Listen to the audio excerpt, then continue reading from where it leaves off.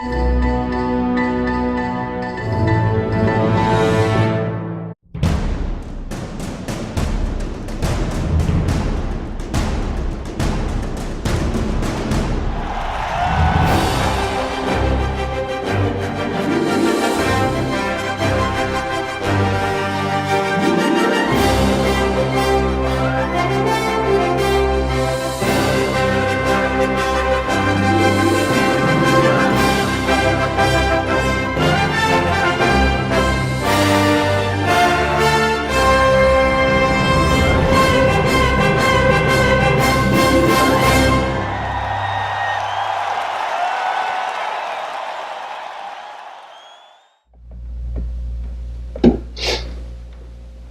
to go.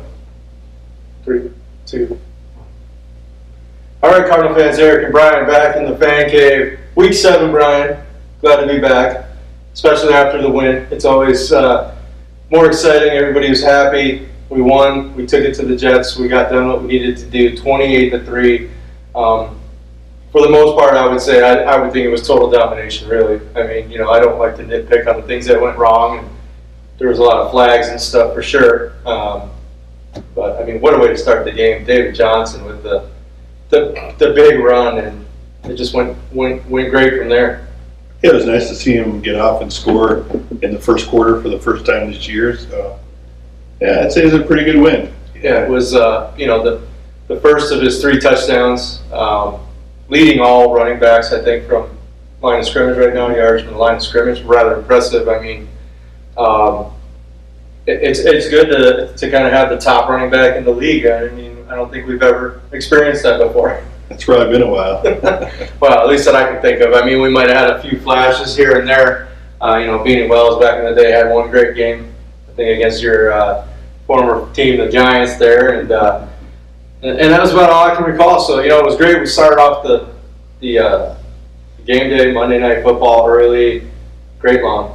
What's your thoughts, man? That was my first time ever, Great Lawn, and I don't know, I'm sold. I think nice. I think the grass is greener on the other side.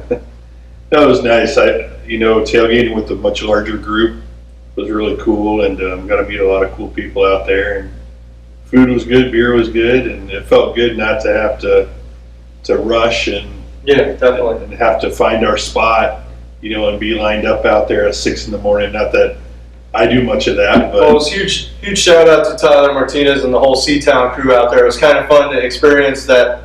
Bo McMillan actually came over and they had recipe of the game. I was like, what? This, as all of a sudden their film crew's there and we're like, yeah, it's cool. That with the addition of David Macklin reached out to us, former Cards player, showed up, hung out with some of the fans, talked about his foundation and the thing he's doing in the Valley, signed some autographs, took some pictures. And it was kind of cool. It was a different atmosphere having that kind of stuff going on. And, that's what we're trying to achieve.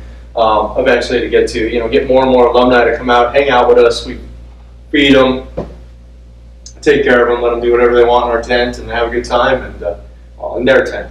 And go from there. I did notice though, Tyler talks about how much fun he always has. And, Tyler's the main DJ at the tent, and I didn't even see the guy eat. I don't know, let alone drink. I think he didn't want anybody to touch his little turntables there, so they didn't move too much. So he just stayed behind it the whole time. Outside of that, I mean, food was great, everything. Just the feel of being on the grass. It's cooler over there. Whole different perspective because, everybody's kind of right around you in tents. You don't have to weave through all these cars to try to get to people that are stuck behind their car or stuck in a little corner section. We did have a good section in the green lot and it was a bigger area, but most people that are in the green lot, they're stuck right behind their car, and that's it. They got that one little area. I mean, we had 7, 8 tents. I stopped counting after they kept putting them up. Mm-hmm. And then just to see some of the different fans we know over on that side and stuff that we met, over the years and stuff, and that how they do it over there is pretty exciting. I mean, they had the live stage going. The band that was playing there was pretty cool and excellent, especially if you like country music. They're playing that. So. What else, anything else you want to add to the tailgate's camaraderie before we headed into the stadium? Well, I think it was nice, to go on that side and see some other fans that we hadn't had an opportunity to tailgate with and meet. That's what it's all about, continue to meet more and more fans. Yeah, it's just kind of been happening. I don't know, maybe we become like lot hoppers every so often. We just show up, pop up in a different lot and stuff like that. So, once we got in the stadium was electric. It was fun. The game was going great. I mean, you could just tell everybody was joking around, laughing, having a good time. And I really didn't see as many Jets fans as I thought I would. I mean, it seemed like outside we could see a bunch of them walking around. Inside they didn't make any noise, obviously. We had a few around us, but that was about it. And then, of course, in our section, we had the presidential candidates pop up towards the end of the game there. And you might have seen them on AZ Central. We kind of might know who was behind those two masks. I don't know. There's been rumors. I saw them, yeah. I saw them at the game. So, and we don't know. They might make another game this Sunday, depending on what their schedules are. I thought they were busy. So, we're going to go ahead and take a short break right now, and we're going to give you guys some shots from the game on Sunday. I had a bunch of fans send stuff in from Monday Night Football, and check out these photos of all the Birdgang fans having fun at the stadium.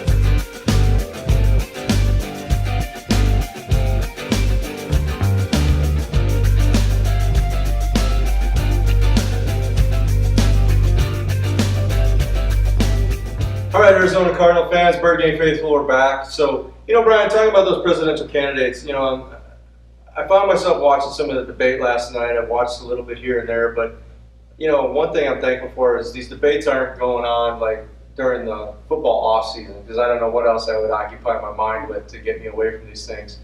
But, let's have a little fun with that. So let's say you're running for president, okay? All right. And you're going to choose your Department of Defense. Okay, so your head of defense, you're the main person running your defense. Who on the defense right now, this team, would represent for you in that office? Marcus Golden. Fair enough. That was probably going to be my answer too. So kind of stole that one, but yeah, I definitely have to agree. I mean, he's there. He's finding ways to make plays, make things happen. He's getting in there, and he's only going to get better. Yeah, I mean, the guy's just a beast. I mean, he's just built, and he's getting to the quarterback. I think last I heard he was leading the league in sacks, but, I haven't been paying too much attention on the defensive side. But, yeah, every time I'm watching the defense, the guy's getting pressure, making plays, stripping the ball, recovering fumbles. The guy's having a solid year, and he's young. We got him for a few more years, Sure. at least, so it's nice to see that. Definitely. So let's flip the coin then. Let's go to offense then. Who would be your presidential candidate, cabinet member for offense? Not necessarily the one with the finger on the button or whatever, but let's just say the one that is your leader on offense. Well, I think the obvious choice right now is David Johnson, but if you had to pick somebody else on offense that was probably doing really well. And there's not a lot of guys that are really shining on the offensive side. I mean, I was going to go David Johnson as well, but you'd always have to think about Fitz because he's always comes through year after year after year. And I think Fitz is the type of person where he wants to see those other players shine around him too. He loves to take charge and take over, but whenever you can make it easier on him and he doesn't have to take those hits over the middle and make that 100% for certain first down catch, it's easier on him too. He's not getting any younger. But yeah, I would definitely say David Johnson. I mean, he's right now in my mind, he's the leader, of that offensive unit. Yeah, I think if you had to pick a player on offense that you didn't expect to be doing as well as he's doing, probably DJ Humphries. The guy's been playing hard, and when they're running the ball, he's out there ahead of the pack. Those are some of the more unsung heroes of the offense. Those guys usually don't get it too much. I mean, Jared Valdeer's doing pretty good out there too. So With that said, that was just my little take on, kind of interject a little political theme since that's everywhere right now, but we'll try to stay away from that and stay on football. So, week 7, here we go. Seattle Seahawks invaded. They own the nest right now. There's nothing we can do to stop them.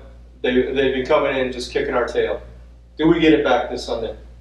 I sure hope so. It's a big game. I mean, we really need it. This division game, and then to go down to Carolina, get some revenge, and head into the break. That's the best we can hope for right now. I think our run game was phenomenal against the Jets. The Jets came in, they touted this run-stopping defensive line, and that we were going to have to go to the pass. And I think maybe the Jets thought they were too good at the run stop and said, well, we don't have to really focus on that because Arizona's just going to throw the ball against us. So I think we need a steady mix of it against Seattle. But I think Carson will be feeling a little bit better. I think we'll see him test him. I think we'll see, they always love to test Richard Sherman out there because he's always running his mouth like crazy. So, hopefully we'll get a good mix out there, but I think it'll be a lot closer game. I think we're coming down to one of these field goal kind of games again. Yeah, I like the way we mixed it up last week. We were, run the ball when it was supposedly a team that we wouldn't be able to run against.